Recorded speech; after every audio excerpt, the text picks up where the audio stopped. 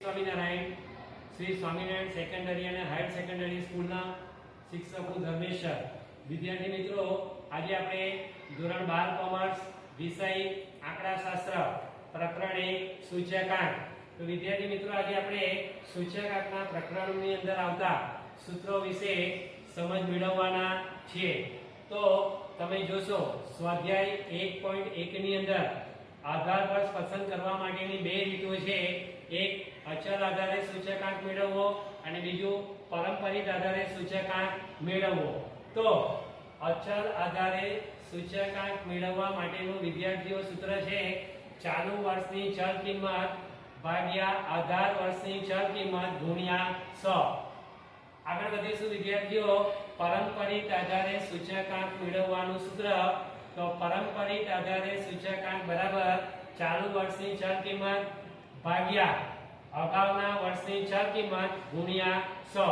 તો આ થયું અચલ આધારે અને પારંપરિક આધારે સૂચકાંક મેળવવા માટેના સૂત્ર.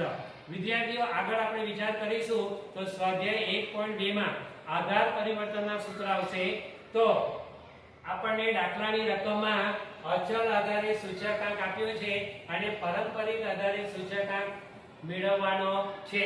તો સૂત્ર છે પારંપરિક આધારે સૂચકાંક બરાબર ચાલુ વર્ષનો અચલ આધારે સૂચકાંક ભાગ્યા અગાઉના વર્ષનો અચલ આધારે સૂચકાંક ગુણ્યા 100. આગળ વધીએ. પારંપરિક આધારે સૂચકાંક આપ્યો છે અને અચલ આધારે સૂચકાંક મેળવવો છે. તો અચલ આધારે સૂચકાંક બરાબર ચાલુ વર્ષનો પારંપરિક આધારે સૂચકાંક ગુણ્યા અગાઉના વર્ષનો અચલ આધારે સૂચકાંક ભાગ્યા 100. આગળ વધીએ તો 5 માર્ક્સના દાખલા માટે સૌથી અગત્યના અને મહત્વના સૂત્ર આવે છે. તો વિદ્યાર્થી મિત્રો, પહેલું સૂત્ર છે લાસ્ટેની રીતે સૂચકાંક. તો લાસ્ટેનું સૂચકાંકનું સૂત્ર છે સિગ્મા P1 Q0 છેદમાં P0 Q0 ગુણ્યા 100. તો P1 એટલે ચાલુ વર્ષનો ભાવ, P0 એટલે આધાર વર્ષનો ભાવ, Q1 એટલે ચાલુ વર્ષનો જથ્થો અને Q0 એટલે આધાર વર્ષનો જથ્થો. તો અહીંયા લાસ્ટેનું સૂત્ર છે IL બરાબર P1 Q0 P0 Q0 ગુણ્યા 100. પાસેની રીતે સૂચકાંકનું સૂત્ર છે IP બરાબર સિગ્મા P1 Q1 છેદમાં P0 Q1 ગુણ્યા 100. આ બંને સૂત્રને યાદ રાખવા માટેની સહેલી અને સરળ ટેકનિક છે. આના માટે વિદ્યાર્થી મિત્રો યાદ રાખવાનું છે 1000 અને પાસે માટે યાદ રાખવાનું છે 1101. તો વિદ્યાર્થીઓ, ભાવ અને જથ્થાનો શું કરવાનો? ગુણાકાર. આગળ ફિશરનો સૂચકાંક. તો ફિશરનો સૂચકાંક એ લાસ્ટેર અને પાસેનો ગુણોત્તર મધ્યક છે. તેના માટેનું સૂત્ર છે IA બરાબર વર્ગમૂળમાં IL ગુણ્યા IP. ચાલો આગળના સૂત્ર માટે જઈશું વિદ્યાર્થી મિત્રો.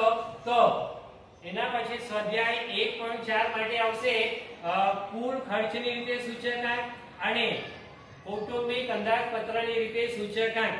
તો કુલ ખર્ચ એટલે બીજું કાંઈ જ નથી વિદ્યાર્થીઓ, એ લાસ્ટ ટાઈમનું સૂત્ર છે.